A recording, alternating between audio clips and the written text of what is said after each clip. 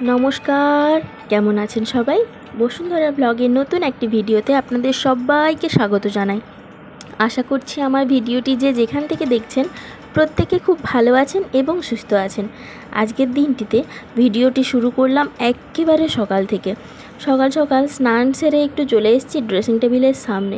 বেশি কিছু না, একটু সিঁদুর পরবো বলে, কারণ এই গরমে যে সেরকম কোনো কিছু ক্রিম মাখামাখির ব্যাপার বা কিছু ওইসব কোনো কিছুই থাকে না। এমনকি আমি সানস্ক্রিনটাও মাখতে পারি না আমার ভয়ে, কারণ এই বুঝি ঘামে না ভিজে যাই।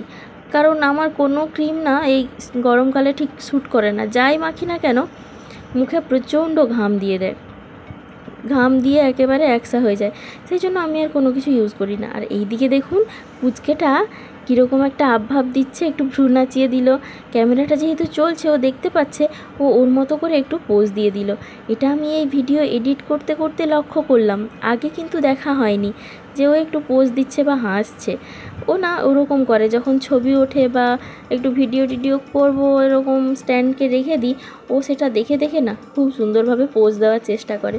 দেখি মাঝে মাঝে, বা আমি যেরকমটা করে ভিডিওটা শুরু করি, এই যেমন নমস্কার কেমন আছেন সবাই এই কথাটা বলে যখন শুরু করি, বা তারপরেও বেশ কিছুটা কথা যেটা আমার প্রত্যেকটা ভিডিওতে কমন, সেটা কিন্তু ও শুনে শুনে ওর মুখস্থও হয়ে গেছে।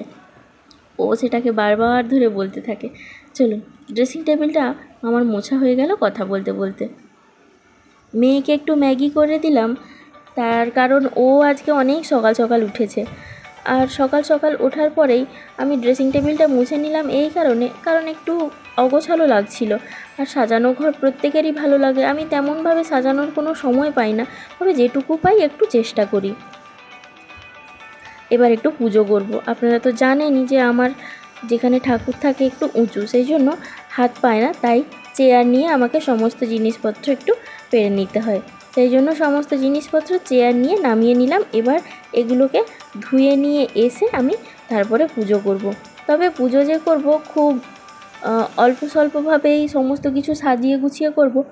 এক কথায় ও ঠাকুরের জিনিসপত্রকেও খুব তছনছ করে ফেলে, প্রচণ্ড দুষ্টুমি করে। সেই জন্য ও ও যখন থাকে এই পুজোর সময়, আমি যতটা চেষ্টা করি যে কম কম জিনিসপত্র ইউজ করে পুজোটা সেরে নেওয়ার, নাহলে ও এখানে সমস্ত কিছু তছনছ করে ফেলবে। ও দেখছে দেখুন কি কম রয়ে গেল। পুজো টুজো সেরে এসে একটু ভাত বসিয়ে নিয়েছি আর একটু ডাল করে নিচ্ছি, কারণ ডাল ভাতটা হওয়া থাকলে তাহলে অনেকটাই সুবিধে। এই কি হচ্ছে ওটা? কি কি বাতাস? ওই বাতাসটা কি গরম?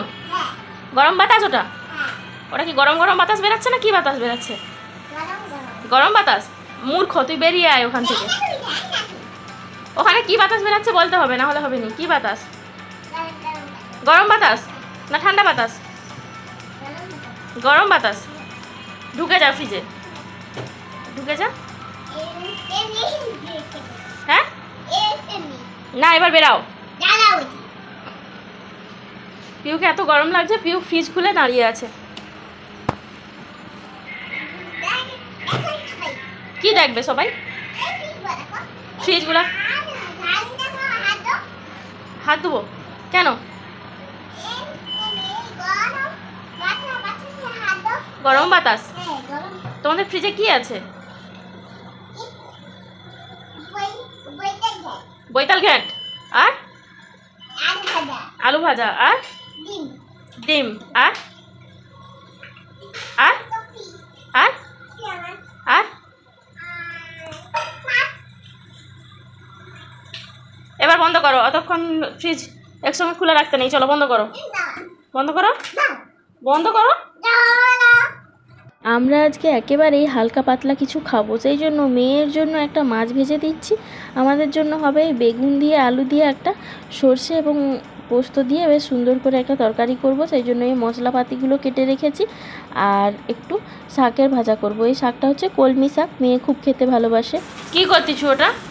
আরে সামনে তোর পাখা আছে, ব্লাউজ খুলে পালিয়ে যাচ্ছে তোর। এই যে দেখুন তরকারিটা রেডি হয়ে গেছে, দেখতে খুব সুন্দর লাগছে, কেমন খেতে হবে ঠিক জানি না। আর হয়েছে এই যে ডাল, মেয়ের জন্য এক পিস মাছের ভাজা, আর এই যে শাকের ভাজা। পুচকেটা ওই রুমে বসে রয়েছে, আর আমি এদিকটাতে ফ্রিজ খুলে একটা আইসক্রিম ওর জন্য বের করে নিয়ে যাব। দেখবো ওর রিয়াকশানটা ঠিক কী আসে।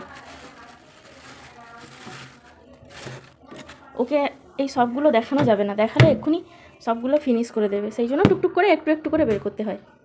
এই যে নিয়ে নিলাম, এবার চলুন ওর রিয়াকশানটা কেমন হয় সেটা দেখব। বাপি,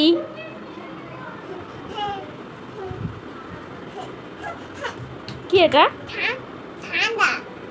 কি এটা? এটা আমি খাবো বলে আনছি। কে খাবে? কে খাবে? তোমার ভালো লাগছে? থ্যাংক ইউ বলো। কে আনছে জানো? কে আনছে? বাবা আসলে বাবাকে হামি দিয়ে দিবি। দেখি তোমার হাসি মুখটা।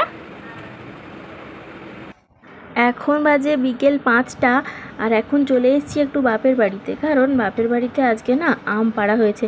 আপনাদেরকে তো দেখাবো বলেও আর দেখানো হলো না। সেই গাছের আম এত গরম, না তো গেলাম সেরকমভাবে বাপের বাড়ি, আর না তো আম গাছের গোড়ায় গেলাম। আমি নিজেও এবছর চোখে দেখিনি আমগুলো কীরকম সাইজের হয়েছিল বা কীরকমভাবে গাছটা মানে গাছটাকে ঘিরেছিল, তো যে কারণে আপনাদেরও দেখাতে পারিনি।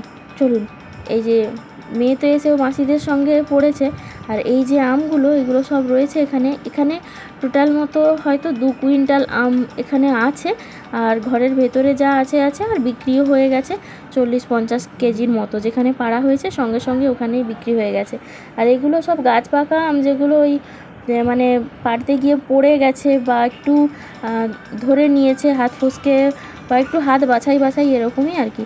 তো যাই হোক, আজকের ভিডিওটি তবে এই পর্যন্ত। আপনারা সবাই ভালো থাকবেন, সুস্থ থাকবেন, সাবধানে থাকবেন। ভিডিওটি কেমন লাগলো অবশ্যই জানাবেন। দেখা হচ্ছে কাল।